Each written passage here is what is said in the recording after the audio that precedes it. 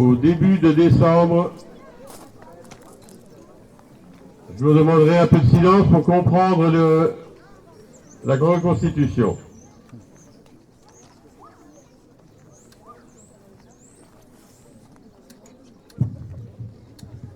Au début de décembre 1944. Un peu de silence, s'il vous plaît. Hitler lance l'opération Wart am Rhein. Il vient de réussir un miracle. Avec les forces battues, écrasées puis disloquées en Normandie, en France, en Belgique, il a formé un nouveau groupe d'armées, renforcé par des chars et des régiments SS aguerris. Ces nouvelles troupes doivent non seulement tenir le front, mais aussi frapper les Alliés en leur point le plus faible.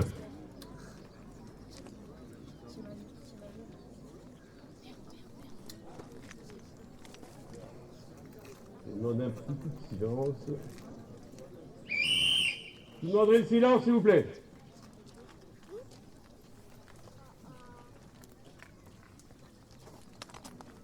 Ils doivent foncer vers la Meuse, comme en 40, et atteindre la Manche dans une des plus audacieuses contre-offensives blindées de l'histoire. 200 000 hommes, 1 millier de chars convergent vers le sud-est de la Belgique et attendent le jour propice. En face, 65 Américains seulement, épuisés, tiennent une ligne de front entre l'Alsace et la Belgique. Ce sera le 16 décembre. La bataille terrible, dans des conditions terribles, rudes, neige, gel, brouillard, durera un mois. 4 longues semaines de mitraille, de massacres, de sang pour les soldats et de larmes pour les civils terrorisés. Les forces américaines reculent sur Bastogne et sont menacées d'encerclement. Le 26, le général Patton réussit à les dégager par le sud, avec toutes les réserves disponibles, affaiblissant ainsi le côté est de la France. Bataille terrifiante, des dizaines de milliers de morts dans les deux camps, des villages comme Chevogne entièrement rasés. Les Américains ne faisaient plus de prisonniers, après avoir appris que les SS avaient massacré en 3 reprises tous leurs copains prisonniers.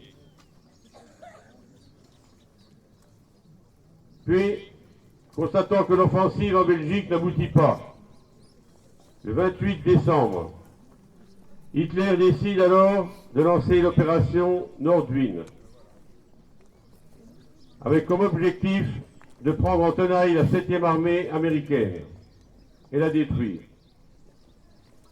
Une attaque doit percer le front vers Sarreguemines, une autre vers Niederbronn. Les forces doivent également franchir le Rhin au nord de Strasbourg et établir la jonction.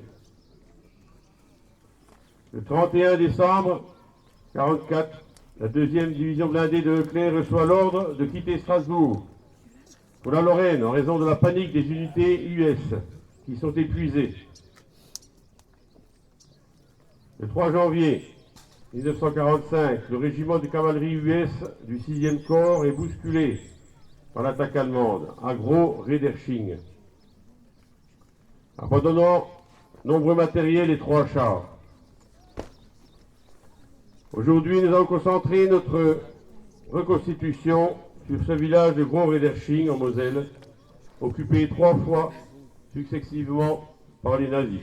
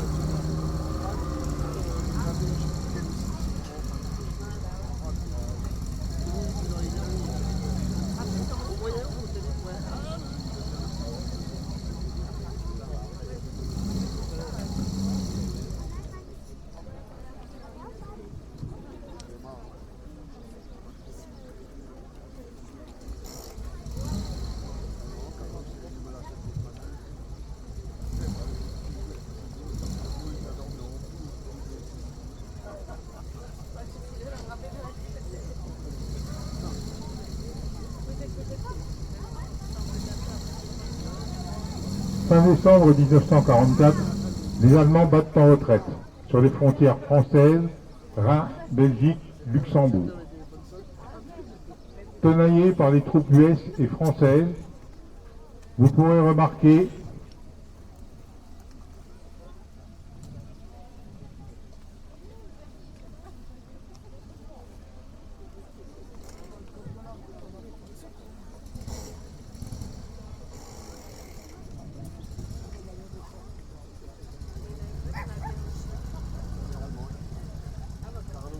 une moto DKW de 150 cm3.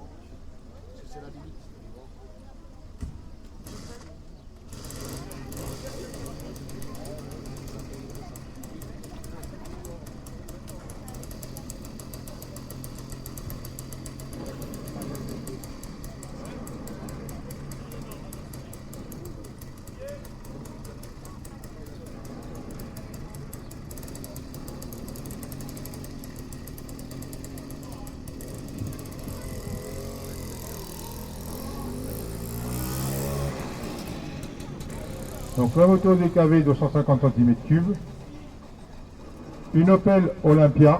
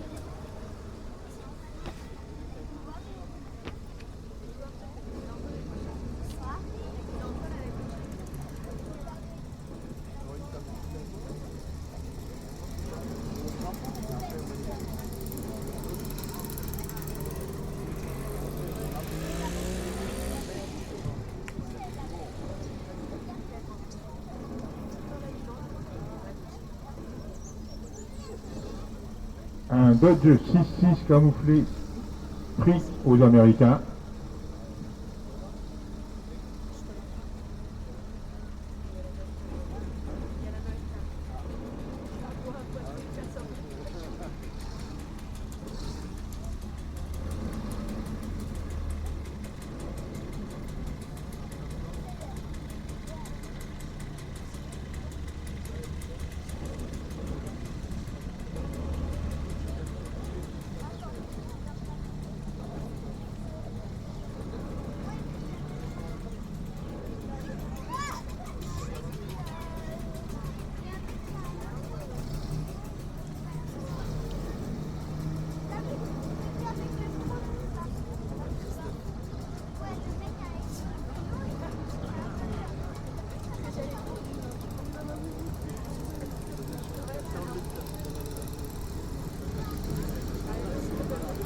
Et un camion Berlier réquisitionné.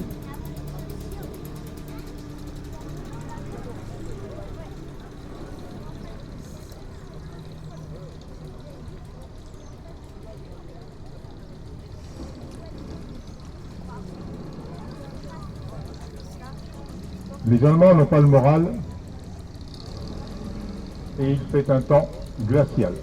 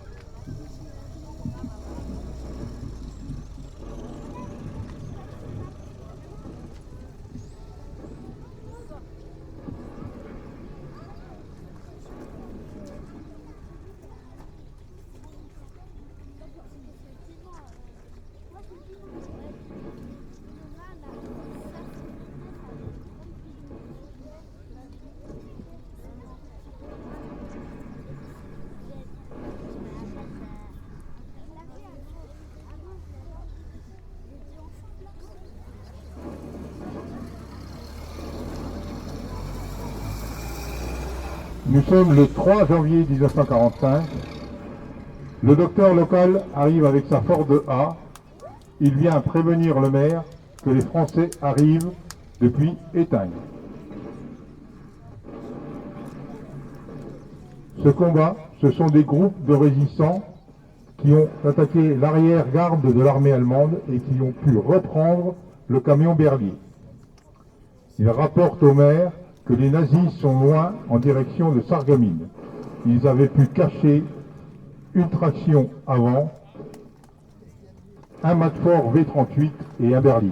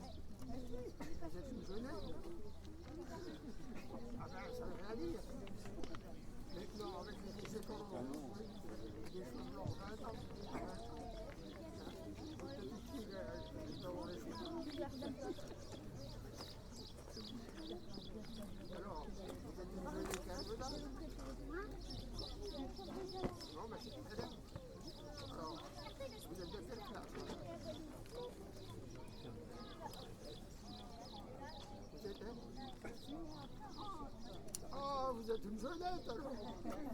Ah, vous êtes une jeunette. Vous avez un petit peu d'âge. Bon, allez. Moi, je vous bats. Moi, je vous bats. Les hommes de Leclerc arrivent en patrouille de reconnaissance à pied. Il s'agit des fantassins de la 6e compagnie de marche du Tchad et du 12e chasseur d'Afrique. Je vous bats un petit peu. C'est une longueur. Signé en 39. Mais je vous bats quand même.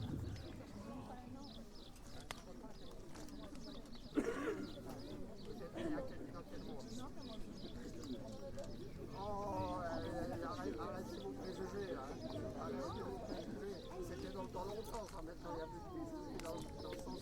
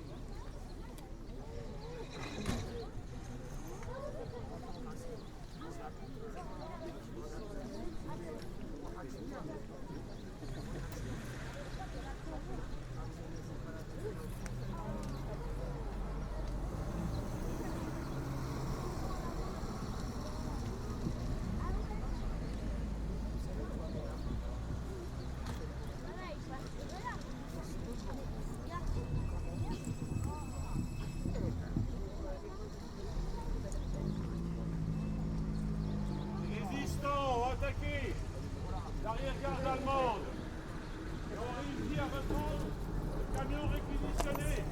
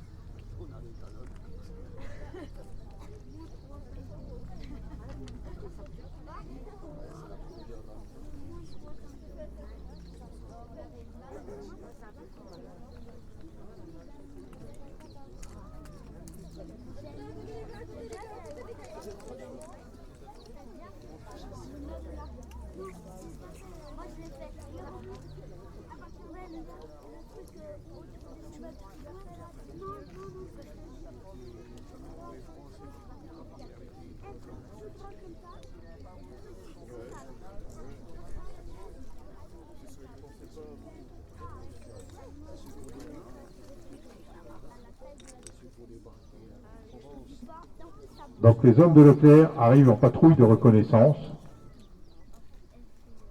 à pied. Donc, il s'agit des fantassins de la 6e compagnie de marche du Tchad et du 12e chasseurs d'Afrique.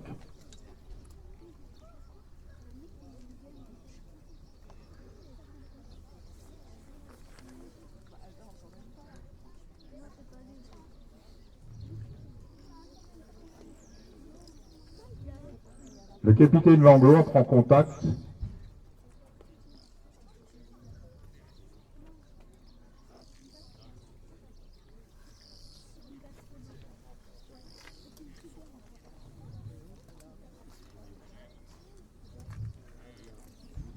il appelle par radio les véhicules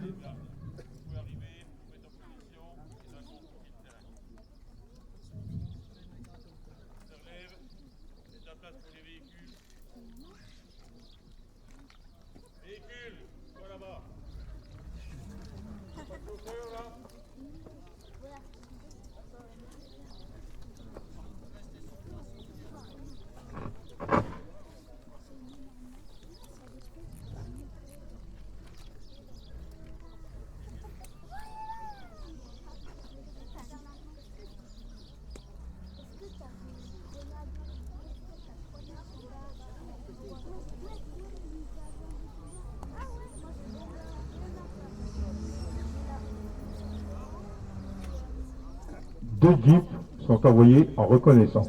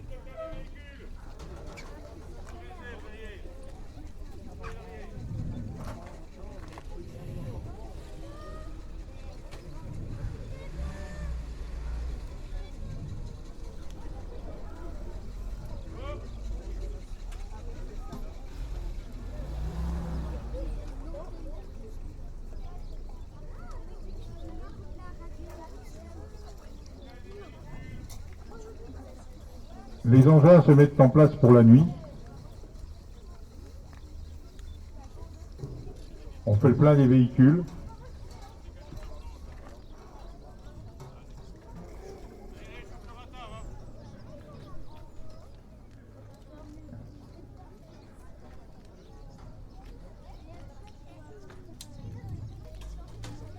Et le cuistot allume sa roulante.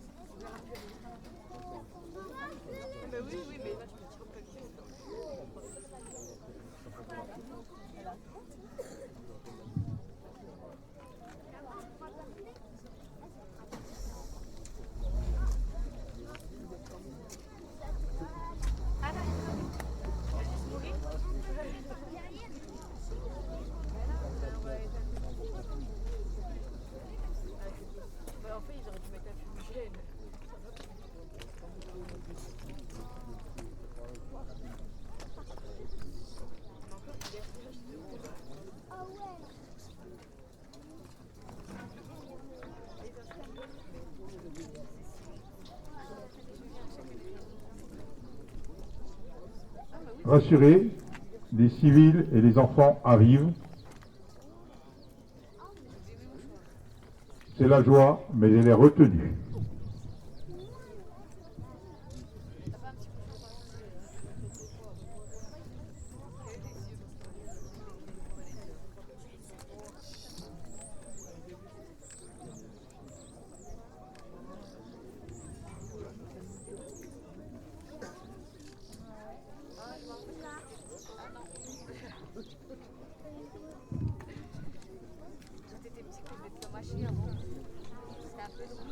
La nuit tombe.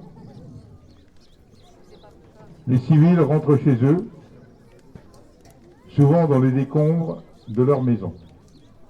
Les soldats vont se reposer avant le départ du lendemain.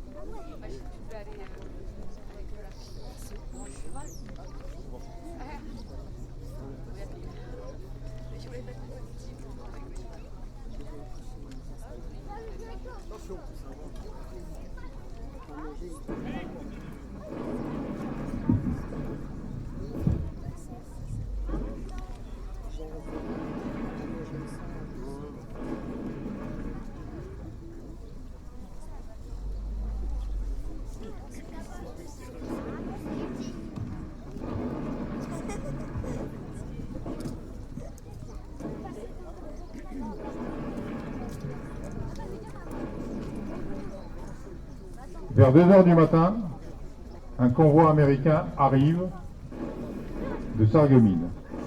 En fait, comme dans les Ardennes, l'ennemi a recours à un méchant stratagème. Ayant réussi à s'emparer de véhicules US, ils sont revêtus des uniformes américains et bluffant le contrôle des sentinelles, ils pénètrent dans le camp français.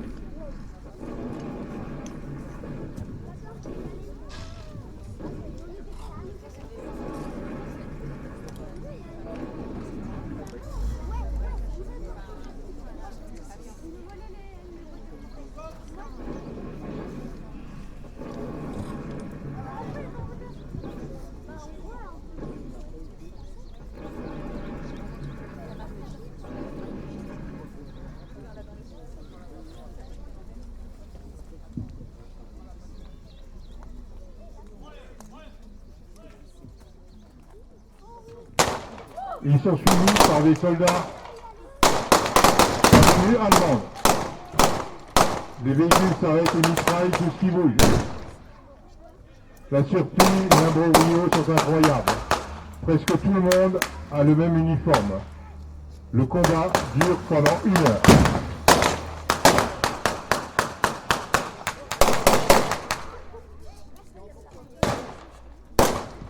Une partie des Français arrive cependant à se replier, mais il y a de nombreux morts et blessés, ainsi que des prisonniers.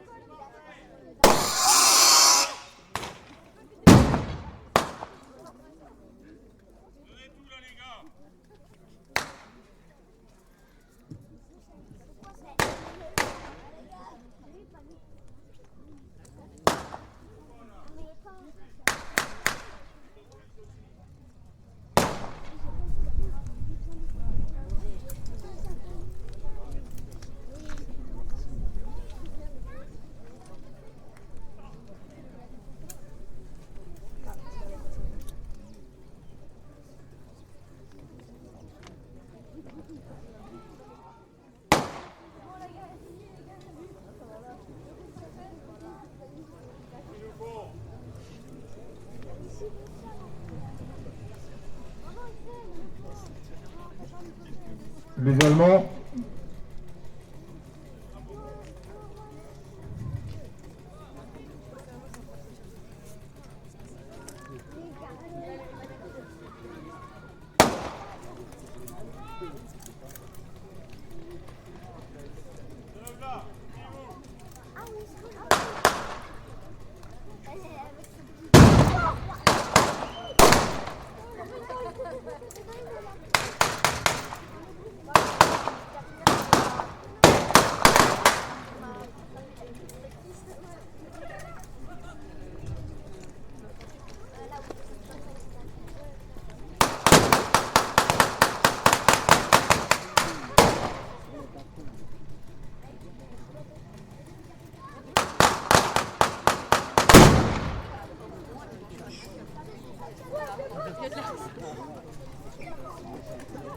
Voilà.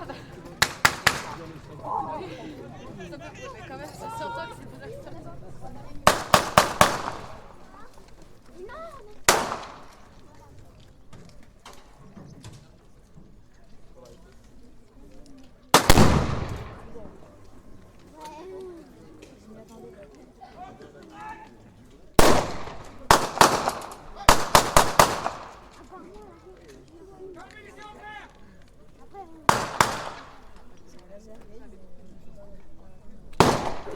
Ah oui.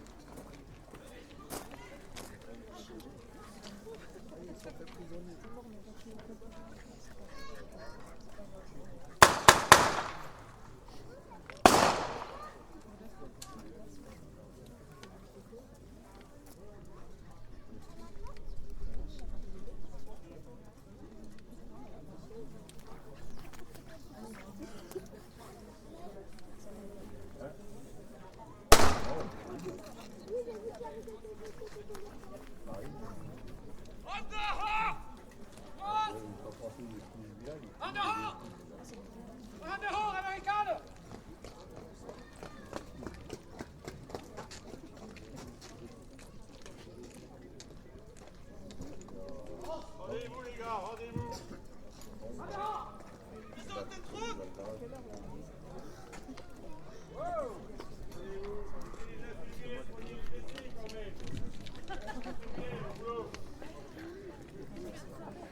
Les Allemands fouillent, rassemblent et déplacent les prisonniers.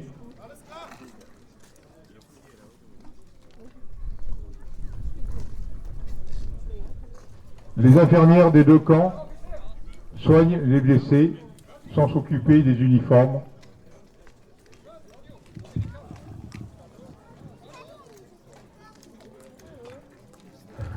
Les morts sont évacués.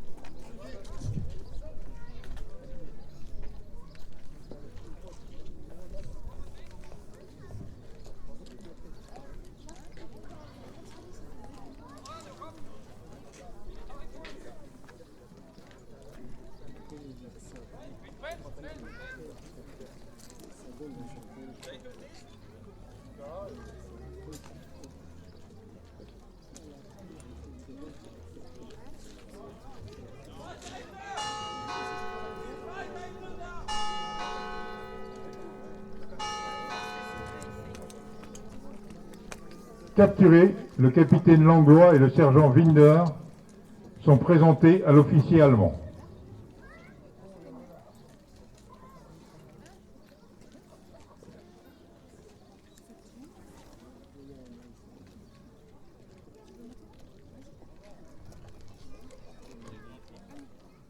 Devant leur mutisme à propos des forces alliées du secteur, le capitaine sera emmené puis torturé avant d'être déporté en Bavière.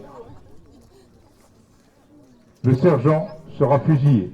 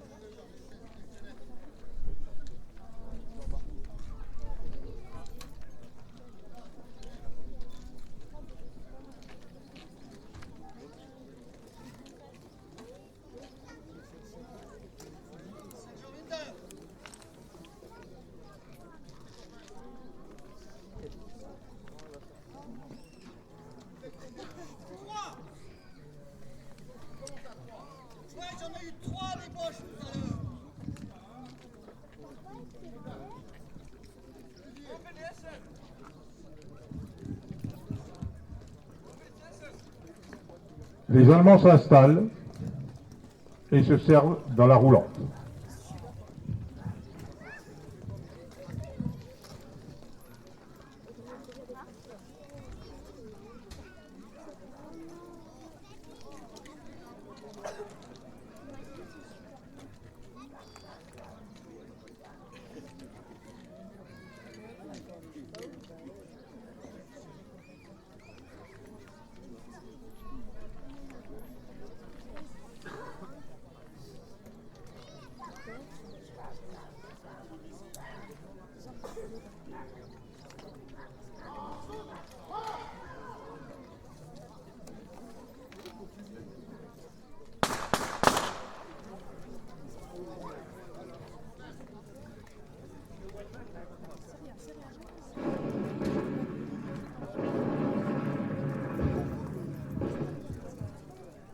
À 6 heures du matin, l'artillerie française bombarde le village.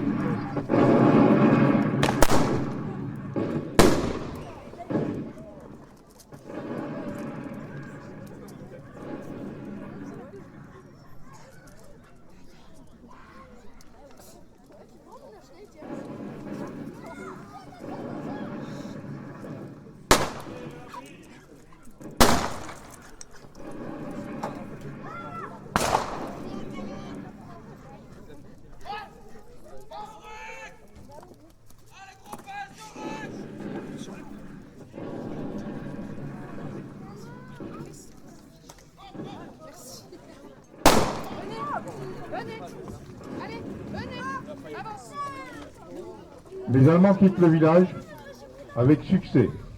L'opération était menée par le lieutenant-colonel Kurt Wall de la 17e SS Panzerdivision.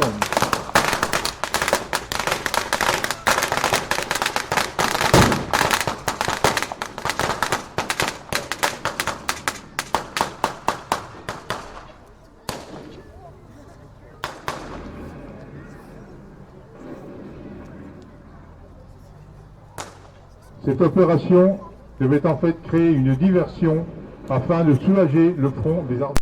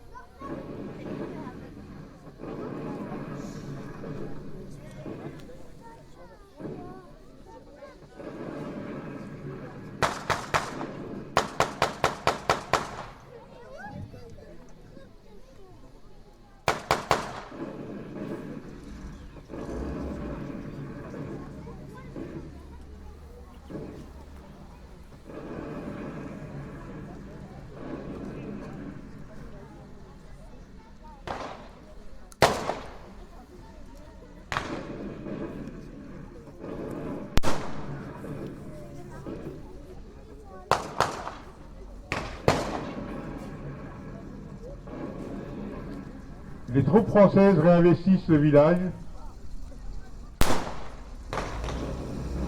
Quelques-uns partent à la poursuite des troupes allemandes.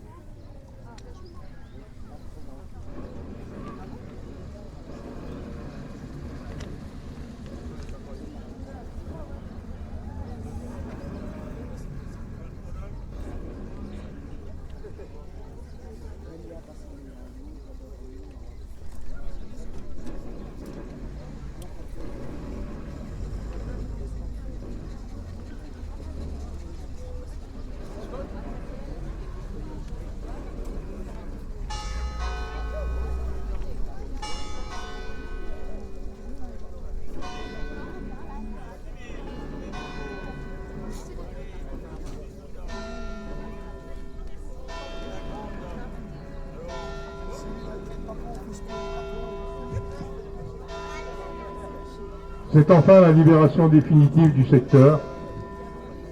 Les civils sont en liesse et les soldats distribuent des friandises aux enfants ainsi que du tabac aux adultes.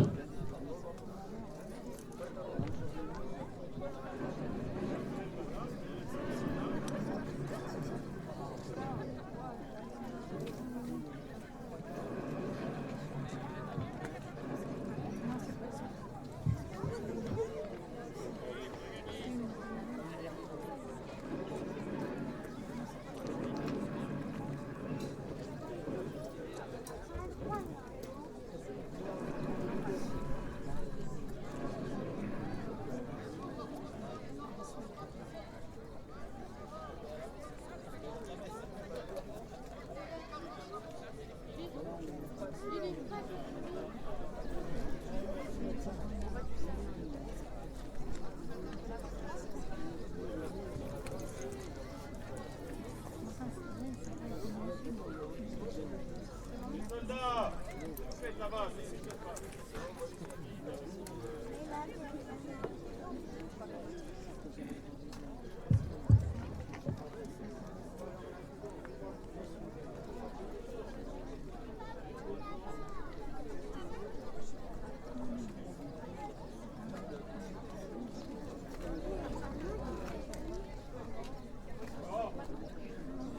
Les gars.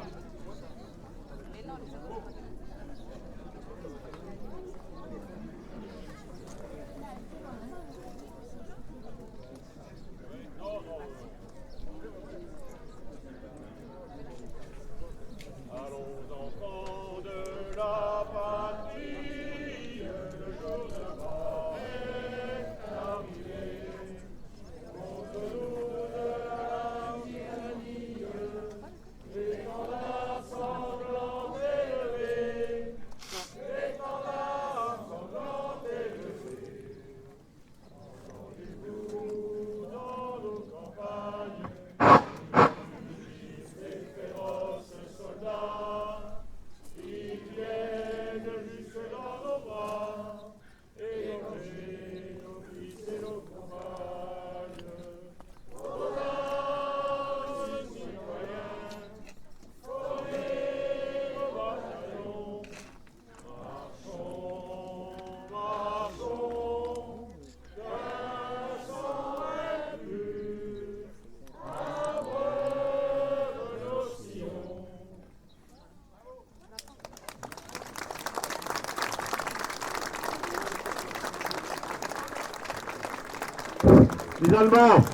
Les Allemands, venez vous grouper ici.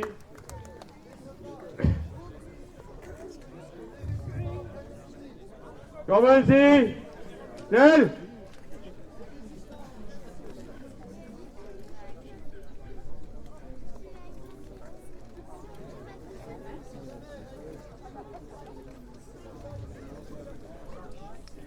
Schneller, schneller! Là, c'est un groupe là. La moto! Où est le motard? Le motard allemand! Amène-la devant!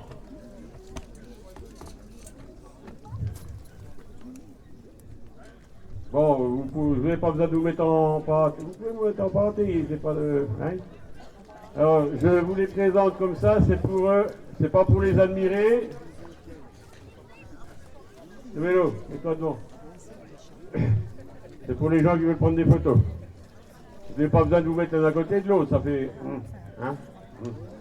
Pas à dire, mais. Les petits, comme à la télé, les petits devant, les grands derrière. La moto, mets-toi devant.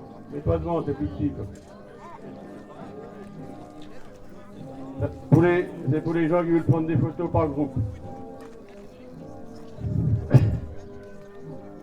Alors, je vous présente un peu cette troupe quelque peu hétéroclite qui commence par les braves civils de l'époque, avec des tenues un peu du temps, quoi, qui sortent de leur décombre pour accueillir les Français qui ont libéré notre pays. Alors, cette bataille a quand même coûté des milliers de morts dans les soldats des deux camps. Hein. Ça a été terrible. Pourquoi? Ben, Adolphe, il a remballé ses baskets et puis il est reparti dans l'autre sens. Ça n'a pas marché son affaire. Hein. Et trop de monde en face de lui, mais ça a failli. Hein. Alors, ici, vous avez des résistants, des hommes tellement importants pendant la dernière guerre, ce courage qu'ils avaient, ces civils, de se lever la nuit pour aller prêter des renseignements, pour les fournir aux Anglais par radio, pour aller faire des coups de main. Combien ont été arrêtés, torturés, fusillés et envoyés dans les camps de la mort. Ici, tous ces Français, Américains, il y a même un Polonais qui est venu nous aider. Un Polonais, un régiment polonais nous a aidés à la libération, il faut le savoir. Et puis ces soldats allemands dans toutes sortes de tenues, d'hiver, chamarrés. Alors c'était pour beaucoup qui étaient récupérés par, à ma foi, quand ils sauvaient aux frontières, paf, tu restes là, toi, et tu repars dans l'autre sens. Alors il y avait aussi, bon, le plus sinistre, c'est interdit en France de représenter, de porter des insignes SS. Mais cette opération était menée, cette contre-offensive allemande était menée en priorité par les SS très aguerris qui revenaient du front russe et qui ont obligé leurs camarades de la Wehrmacht de repartir dans l'autre sens sous peine d'être digouillés. Alors il y a qu'un qui porte une tenue SS sans insigne, je tiens bien à le répéter. C'est cette tenue petit pois, cette tenue camouflée qu'ils avaient en fin de guerre. Alors ils étaient très bien armés, fusil d'assaut, Sturmgewehr, un motard avec une DKW 230 cm3 de 1938. Voilà. Alors, dans ma foi, quand vous aurez fini les photos, j'en passerai à autre chose. Nous avons guerroyé un peu difficilement. C'est pas toujours facile avec des gens qui ne peuvent pas toujours venir en répétition, n'est-ce pas? Alors, n'est-ce pas? N'est-ce pas? Alors après, il faut faire sur le terrain. Il y a des retards, il y a des... Mais bon, on n'est que des tristes amateurs, hein, les pauvres gens. On fait de notre mieux. Et surtout, on ne privilégiera jamais cette guerre. C'est une guerre qu'il y a partout dans le monde. Si les gens arrivaient à s'entendre, à se donner la main, à trouver des entendements, il n'y a pas de bonne guerre, contrairement à ceux qui le croient. Alors, vous verrez tout à l'heure vers la salle où vous allez vous reposer un peu après avoir tellement souffert de notre action. Il y aura une petite boîte quand même. Ce qu'on fait, c'est gratuit, nous, c'est un truc bénévole. Et quand vous pouvez nous aider un petit coup pour payer l'essence, pour payer les repas, pour payer les nouvelles tenues, ce sera gentil de votre part de mettre, celui qui n'a pas de pièce, il peut mettre un petit billet, c'est pas grave. On vous remercie d'avance. Je vous rappelle aussi que demain, de 10h à 16h, nous allons nous montrer un campement au-dessus de la Vierge là-bas. Il y aura tous les véhicules, il y aura le campement allemand, de la résistance, il y aura un campement américain avec pas mal de matériel qui sera exposé. Il y aura une buvette, il y aura la roulante qui va préparer des repas, le repas du combattant, pour 10 € seulement, l'assiette, avec une boisson. Alors vous pouvez venir, il y en a encore, c'était sur réservation, il y a encore de la place pour demain. Alors nous vous accueillerons avec plaisir. C'est à peu près tout. Monsieur le maire, est-il là? Il faut bien qu'il se foute un peu de moi à chaque fois, chaque année. J'ai rien oublié de dire, les Français, là? C'est à peu près bien. Ça, cache-toi. Merci, cher Philippe. Alors, encore un moment, une page d'histoire sous vos yeux ce matin, mais sans jeu de mots, mon cher Philippe. Il y a eu, je pense qu'il y a eu une interférence avec ton portable et la sono. Donc la prochaine fois, il faudrait que tu coupes ton portable, cher Philippe. Alors je dis ça parce qu'il n'a pas de portable. C'est peut-être le seul. C'est peut-être le seul, je pense, à Meurumoval à ne pas avoir de téléphone portable. Non, mais merci Donc merci à toi, Philippe, président, merci aux membres de l'association Souvenir et Amitié, merci aux bénévoles, merci aux participants, à tous les personnes qui ont participé, je veux dire, à cette reconstitution historique. Alors c'est vrai que, à vos yeux, je veux dire, c'est parfait. Je pense que Philippe a sûrement des choses, voilà, à dire, mais il faut savoir que pour une matinée comme ça d'1 heure, c'est de la réflexion, des recherches, de la présentation, enfin je trouve plus mes mots, mais et de la reconstitution et des exercices en fin de compte tous les samedis matins. Donc c'est des heures et des heures de répétition. Donc je pense qu'on peut encore les applaudir encore une fois.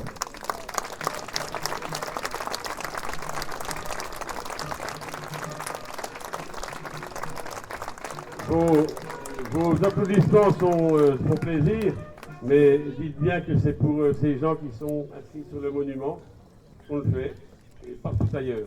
Et c'est eux qui vont applaudir. Je vous demanderai une nouvelle salle pour ceux qui sont sur le monument.